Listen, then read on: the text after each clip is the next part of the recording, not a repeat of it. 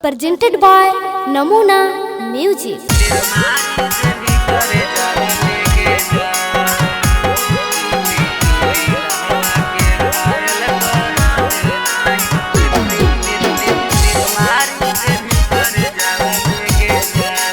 Namuna Recording Studio, Rajgir.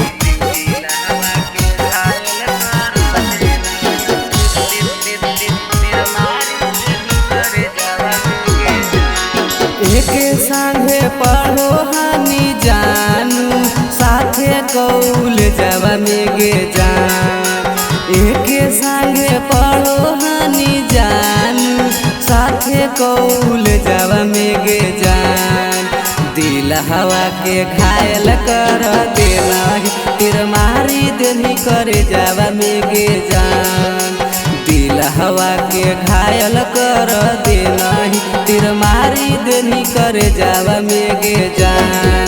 अगे के संगे पढ़ो हनी जानू साथे कौल जावा मेगे जान। एके संगे पढ़ो हनी जानू साथे कौल जावा मेगे जान। दिल हवा के घायल कर देना तिर मारी देनी करे जावा मेगे जान। दिल हवा के घायल कर देना तिर मारी देनी करे जावा मेगे जान।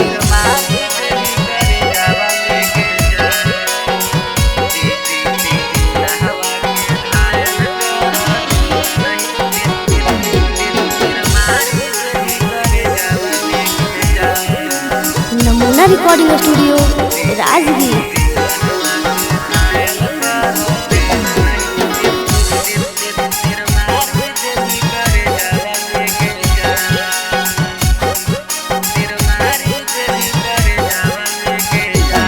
सदिया जब करके तू जैनी ससुररिया गे एकरा सुनैबै जानू दिल हवा के हलिया गे।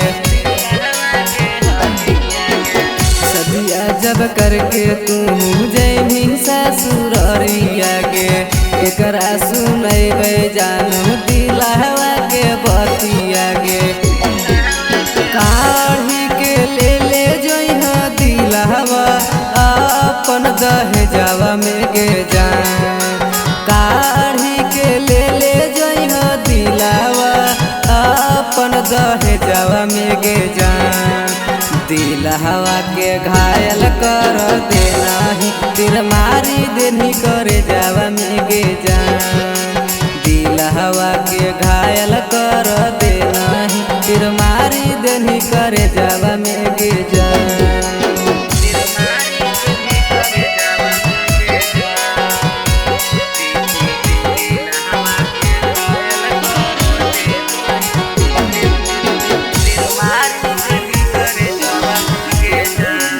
Namuna Recording Studio, Rajgir.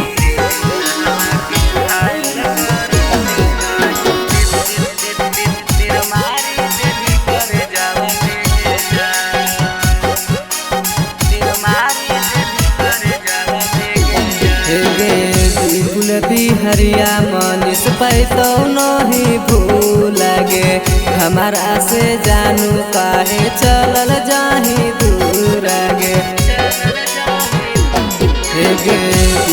भी हरिया मनीष पैतो नहीं भूलगे हमारा से जानू काहे चलल जाही दूर गे। आई लव यू लिखो हनी तू रोजे मोई से जावा मेगे जान। आई लव यू लिखो हनी तू रोजे मई से जावा मेगे जान। दिल हवा के घायल कर देना तिर मारी देनी करे जावा मेगे जान। दिल हवा के घायल कर देना तिर मारी देनी करे जावा मेगे जान। Namuna Recording Studio, Rajgir.